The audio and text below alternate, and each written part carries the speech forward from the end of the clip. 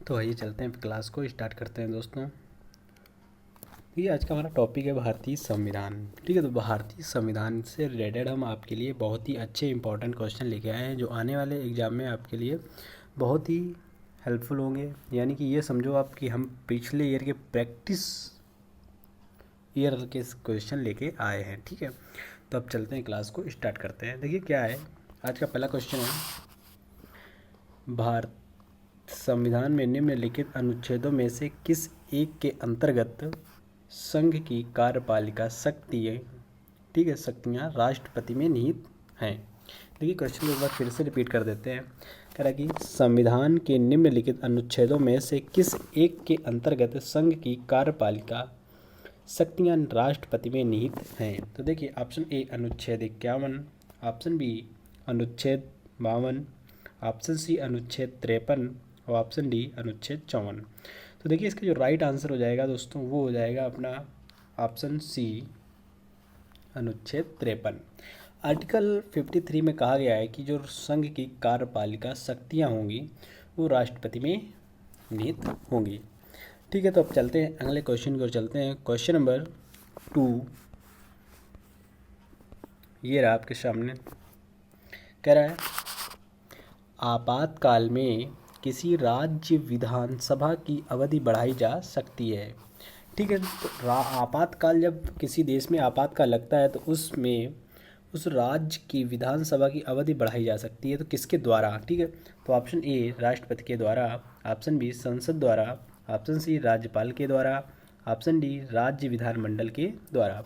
तो देखिए क्या है कि जब भी कभी किसी देश मतलब किसी राज्य में अगर आपातकाल लगता है तो वो हमारे संसद के द्वारा उसकी अवधि बढ़ाई जाएगी। तो इसका राइट आंसर हो जाएगा ऑप्शन बी यानी कि संसद। अब चलते हैं अगले क्वेश्चन को चलते हैं। क्वेश्चन नंबर 3 कह रहा है कि भारत में राष्ट्रपति का चुनाव किया जाता है। तो ऑप्शन ए प्रत्यक्ष निर्वाचन प्रणाली द्वारा, ऑप्शन बी एकल संक्रमणीय मत प्रणाली द्वारा और ऑप्शन सी अनुपातित मत प्रणाली द्वारा और ऑप्शन डी खुला बैलेट प्रणाली द्वारा।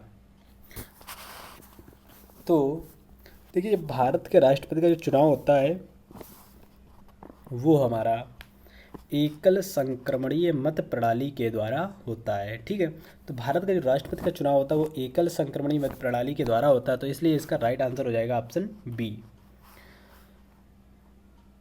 जब भी आपसे क्वेश्चन है अगर पूछा जाए, बहुत ही अच्छा क्वेश्चन है, इंपॉर्टेंट क्वेश्चन है। अगर आपसे पूछा जाए कि भारत के राष्ट्रपति का चुनाव किस पद्धति के द्वारा, प्रणाली के द्वारा होता है, तो आपका आंसर एक ही होगा, एकल संक्रमणीय मत प्रणाली के द्वारा। अब चलते हैं क्वेश्चन नंबर 4 की ओर चलते हैं। क्वेश्चन नंबर 4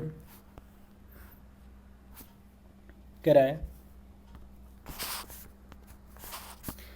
उच्चतम न्यायालय के न्यायाधीशों की संख्या में वृद्धि करने की शक्ति किसके पास है। मतलब जो उच्चतम न्यायालय हमारा है, उच्चतम न्यायालय कौन सा होता है अब आप लोगों को ये भी जानकारी होनी चाहिए।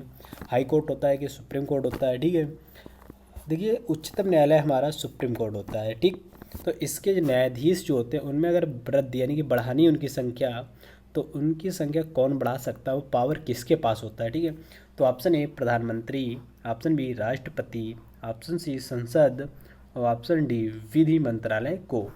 तो इसका जो राइट आंसर हो जाएगा दोस्तों वो हो जाएगा ऑप्शन सी यानी कि संसद को। उच्चतम न्यायालय के न्यायाधीश की संख्या जो बढ़ानी है यानी कि वृद्धि करनी है वो हमारे संसद के पास पावर होता है। अब चलते हैं क्वेश्चन नंबर 5 की ओर चलते हैं। क्वेश्चन नंबर 5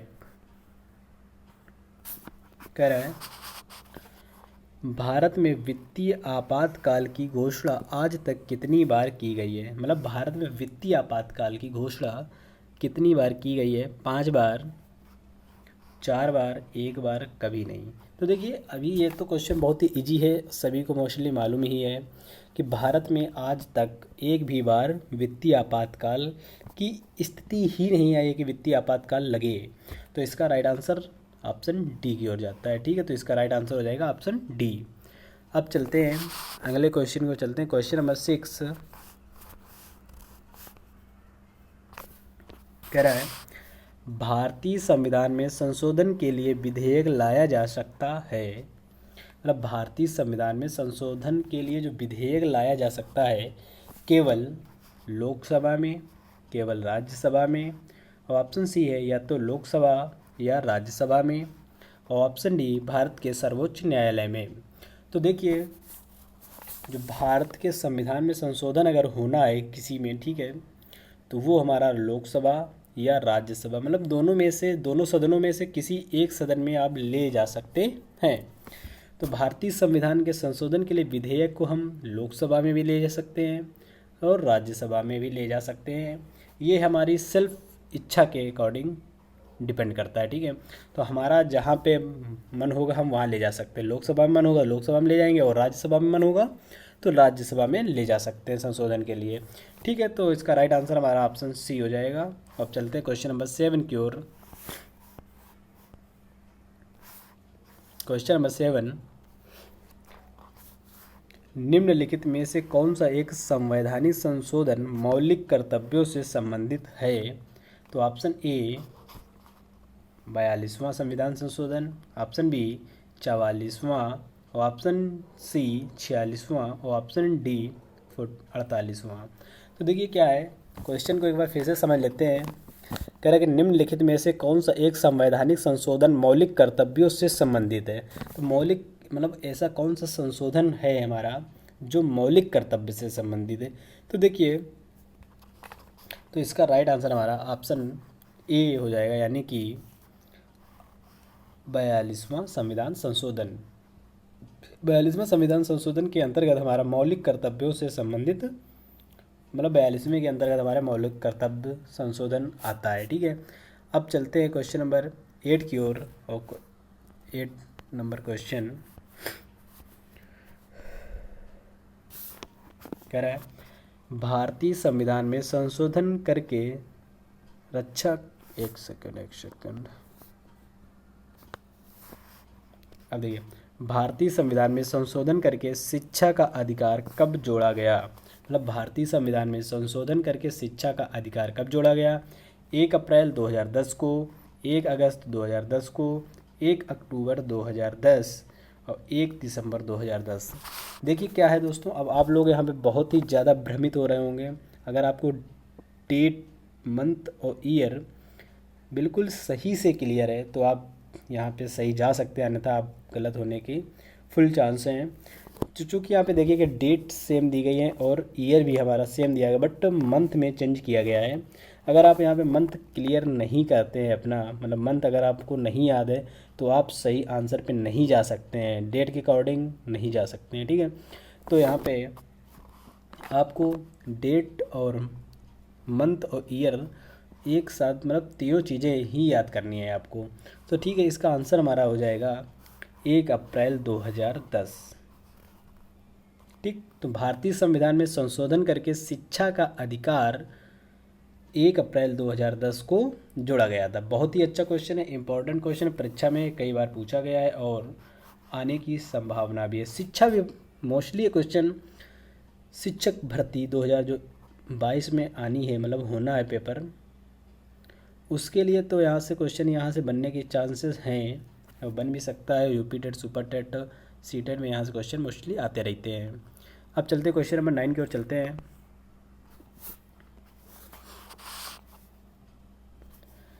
तो क्वेश्चन नंबर 9 है, भारत में संसद की लोक लेखा समिति के अध्यक्ष की नियुक्ति की जाती है। अब देखिए, बहुत ही अच्छा क्वेश्चन है, इम्पॉर्टेंट क्वेश्चन कह रहा है कि भारत में संसद की लोक लेखा समिति, अब देखिए कितना प्यारा क्वेश्चन है कि लोक लेखा समिति के अध्यक्ष की नियुक्ति की जाती है, मतलब नियुक्ति कौन करता है, ठीक है। तो भारत के राष्ट्रपति के द्वारा, ऑप्शन बी भारत के प्रधानमंत्री के द्वारा, लोकसभा के अध्यक्ष के द्वारा, राज्यसभा के अध्यक्ष के द्वारा। तो देखिए क्वेश्चन नंबर 9, तो इसका आंसर हमारा ऑप्शन सी, यानी कि लोकसभा के अध्यक्ष जो होता है वो हमारे लोक लेखा समिति के अध्यक्ष की नियुक्ति करता है। तो दोस्तों आपसे एक क्वेश्चन हमारा है कि आप लोग कमेंट करके हमें बताएंगे, मैं आशा करता हूँ आपसे, कि लोक लेखा समिति के अध्यक्ष वर्तमान में कौन हैं और उसकी नियुक्ति किसने की थी। ये आप हमें क्वेश्चन जरूर कमेंट करके बताएंगे आंसर इसका।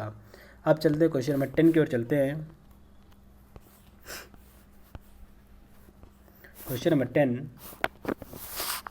लोकसभा अध्यक्ष अपना त्याग पत्र संबोधित करता है।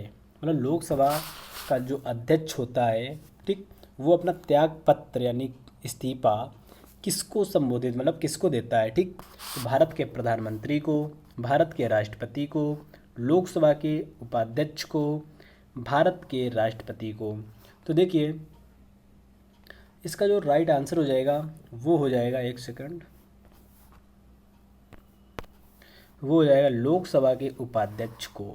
मतलब लोकसभा का जो अध्यक्ष होगा वो अपना त्यागपत्र उपाध्यक्ष को देगा। तो इसका राइट आंसर ऑप्शन सी हो जाएगा। अब चलते हैं क्वेश्चन नंबर 11 की ओर चलते हैं।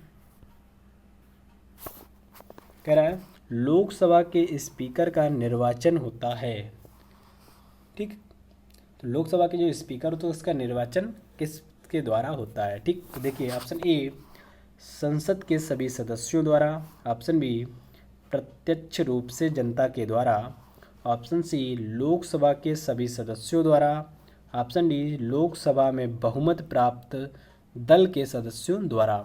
तो देखिए इसका राइट आंसर हमारा हो जाएगा ऑप्शन सी लोकसभा के सभी सदस्यों द्वारा, ठीक। तो लोकसभा के स्पीकर का निर्वाचन लोकसभा के जो सदस्य होते हैं उन्हीं के द्वारा कराया जाता है। तो दोस्तों अगर आपको हमारी पीडीएफ चाहिए तो आप हमारे टेलीग्राम चैनल को ज्वाइन कर सकते हैं और लिंक टेलीग्राम चैनल का आपको वीडियो के डिस्क्रिप्शन बॉक्स में मिल जाएगा, वहाँ से आप ज्वाइन कर सकते हैं। जी हाँ दोस्तों, और अभी तक की सारी पीडीएफ आपको वहाँ पे मिल जाएंगे।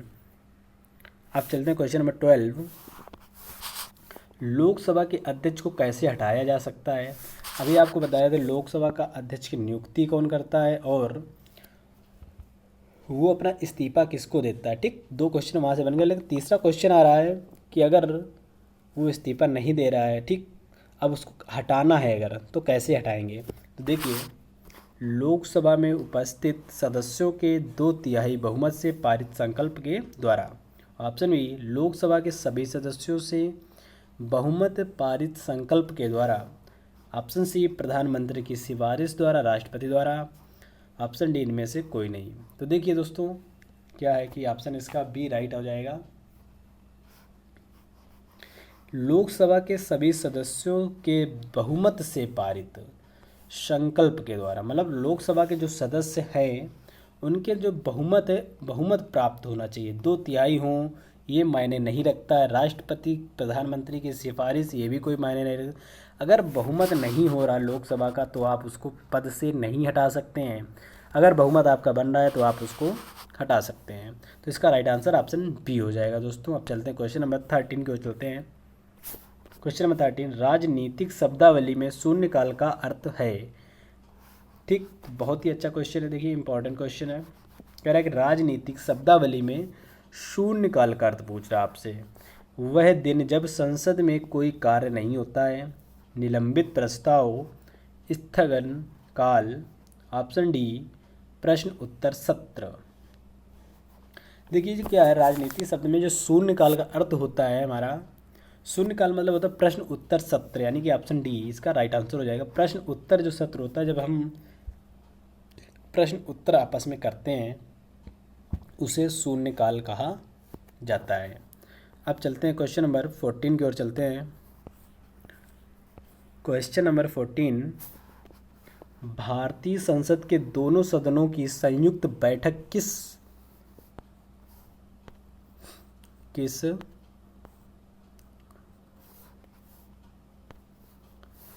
भारतीय संसद के दोनों सदनों की संयुक्त बैठक किस संबंध में होती है। मतलब भारतीय संसद जो है कि दोनों सदन, उच्च सदन और 2 सदन। अब आपसे क्वेश्चन पूछेगा भारतीय संसद में कौन कौन से सदन होते हैं, तो आपका आंसर हो जाएगा उच्च सदन, निम्न सदन, यानी कि 2 सदन होते हैं, उच्च सदन और दूसरा निम्न सदन, ठीक। तो भारतीय संसद के दोनों सदनों की संयुक्त बैठक किस संबंध में होती है, तो संविधान संशोधन विधेयक, वित्त विधेयक, साधारण विधेयक, ऑप्शन डी भारत के उपराष्ट्रपति का निर्वाचन। तो दोस्तों ऑप्शन सी इसका राइट आंसर हो जाएगा साधारण विधेयक, ठीक है, देखिए क्वेश्चन को फिर से रिपीट कर देते हैं। भारतीय संसद के दोनों सदनों की संयुक्त बैठक साधारण विधेयक के संबंध में होती है। अब चलते हैं क्वेश्चन नंबर 15 की ओर चलते हैं। क्वेश्चन नंबर 15 कह रहा है एक वर्ष में कम से कम कितनी बार संसद की बैठक होना आवश्यक है? एक बार, दो बार, तीन बार या फिर चार बार? तो देखिए एक वर्ष में संसद की कितनी बैठक हो सकती है? मैक्सिमम दो। ठीक है, ये तो सभी लोग जानते ही हैं कि एक वर्ष में संसद की दो बैठकें हो सकती हैं, 6 महीने के अंतराल में दोनों होती है। तो इसका राइट आंसर हो जाएगा ऑप्शन बी। अब चलते हैं क्वेश्चन नंबर 16 की ओर चलते हैं। क्वेश्चन नंबर 16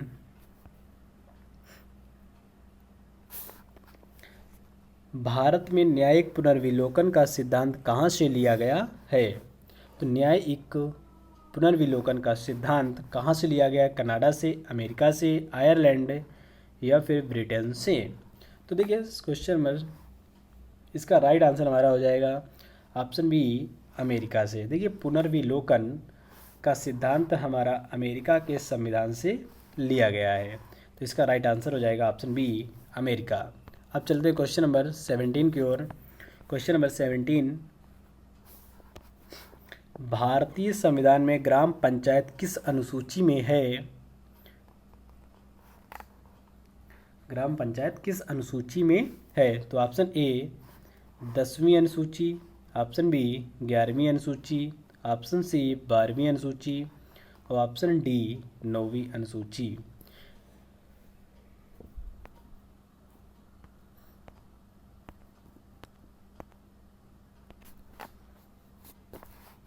दसवीं अनुसूची, एक सेकंड। तो कि क्वेश्चन को फिर से रिपीट करते हैं। भारतीय संविधान में ग्राम पंचायत किस अनुसूची में है?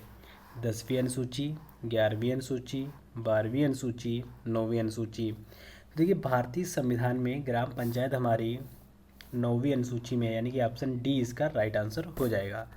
अब चलते हैं क्वेश्चन नंबर 18 की ओर। ये मिस प्रिंटिंग हो गई है, तो ये क्वेश्चन नंबर हमारा मतलब 18 है वैसे सीरियल के हिसाब से देखा जाए, लेकिन यहाँ पे 17 लिखा है। कोई बात नहीं, आपको क्वेश्चन से मतलब है। कह रहा है भारतीय संविधान संघीय व्यवस्था किस भाग में दिया गया है? ठीक, संघीय व्यवस्था भाग 4, ऑप्शन बी भाग 3 और ऑप्शन सी भाग 2 और ऑप्शन डी भाग 5। तो देखिए दोस्तों संघीय व्यवस्था जो हमारा है ये हमारा भाग 5 में दिया गया है। ठीक, तो इसका जो राइट आंसर बन जाएगा यहाँ से ऑप्शन डी इसका सही आंसर हो जाएगा। अब चलते हैं क्वेश्चन नंबर 18 की ओर चलते हैं।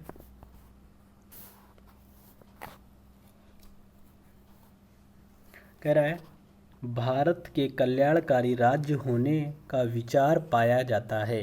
मतलब भारत के कल्याणकारी राज्य होने का विचार कहाँ पाया जाता है? ठीक, तो ऑप्शन ए संविधान की प्रस्तावना में, ऑप्शन बी मौलिक अधिकारों में, ऑप्शन सी राज्य के नीति निर्देशक तत्वों में और ऑप्शन डी ए तथा सी दोनों में। तो देखिए दोस्तों इसका जो राइट आंसर हो जाएगा ऑप्शन डी हमारा राइट आंसर हो जाएगा, यानी कि ए और सी दोनों में। मतलब कि संविधान की प्रस्तावना और राज्य के नीति निर्देशक तत्वों में राज्य भारत के कल्याणकारी राज्य होने का विचार पाया जाता है। तो इसका राइट आंसर हो जाएगा ऑप्शन डी ए तथा सी दोनों में। अब चलते हैं क्वेश्चन नंबर 19 की ओर चलते हैं। क्वेश्चन नंबर 19 कह रहा है स्वतंत्र भारत के प्रथम राष्ट्रपति थे। ठीक, अब राष्ट्रपति कौन थे ये तो सभी लोग जानते हैं। ठीक, आपसे क्वेश्चन पूछ रहा राष्ट्रपति थे, ऑप्शन ए उत्तर प्रदेश से, ऑप्शन बी बिहार से, ऑप्शन सी तमिलनाडु से, ऑप्शन डी आंध्र प्रदेश से। तो देखिए दोस्तों इसका जो राइट आंसर हो जाएगा वो हो जाएगा ऑप्शन बी, यानी कि स्वतंत्र भारत के जो प्रथम राष्ट्रपति थे वो हमारे बिहार से थे। तो ये क्वेश्चन बहुत ही अच्छा क्वेश्चन है। अगर आपसे कभी बेसिक लेवल का पूछेगा, ठीक पॉलिटी बेसिक से अगर पूछ रहा है तो यहाँ से आपको क्वेश्चन देखने को मिलेंगे। अब चलते हैं क्वेश्चन नंबर 20 की ओर चलते हैं। तो हाँ, इसका राइट आंसर ऑप्शन बी यानी कि बिहार हो जाएगा। अब चलते हैं क्वेश्चन नंबर 20 की ओर चलते हैं, और ये हमारा आज का लास्ट क्वेश्चन है। कह रहा है, कानूनी विषयों पर राज्य सरकार को कौन परामर्श देता है। मतलब कानूनी विषयों पर राज्य सरकार को कौन परामर्श देता है। ठीक, महान्यायवादी, एडवोकेट जनरल, महान्यायाधिकर्ता, उच्च न्यायालय का न्यायाधीश। तो देखिए दोस्तों, इसका जो राइट आंसर हो जाएगा वो ऑप्शन बी यानी कि एडवोकेट जनरल इसका राइट आंसर हो जाएगा। कानूनी विषयों पर राज्य सरकार को एडवोकेट जनरल हमारा परामर्श देता है। अब चलते हैं, कुछ सोशल मीडिया के बारे में जानकारी कर लेते हैं। अगर दोस्तों अभी तक आपने हमारे वीडियो को लाइक नहीं किया तो लाइक करिएगा, साथ ही साथ कमेंट करके हमें ज़रूर बताइए कि आपके 20 में से कितने क्वेश्चन सही हुए हैं। ठीक, तो ये आप हमें कमेंट करके ज़रूर बताएंगे। और अगर अभी तक आपने हमारे अपने दोस्तों को शेयर नहीं किया तो शेयर करिएगा, साथ ही साथ सब्सक्राइब करिएगा, बेल आइकन को प्रेस करना बिल्कुल भूलिएगा, जिससे कि आने वाला हर एक नोटिफिकेशन आप तक जल्द से जल्द पहुँचे। हाँ जी दोस्तों, अगर आपको हमारी PDF चाहिए तो आप हमारे टेलीग्राम चैनल को ज्वाइन कर सकते हैं, वहाँ पे आपको PDF मिल जाएगी। वीडियो के डिस्क्रिप्शन बॉक्स में आपको टेलीग्राम चैनल का लिंक हम प्रोवाइड करा देंगे, वहाँ से आप हमारे टेलीग्राम चैनल को ज्वाइन कर सकते हैं और PDF को वहाँ से प्राप्त कर सकते हैं। धन्यवाद दोस्तों, आज के लिए इतना ही। धन्यवाद।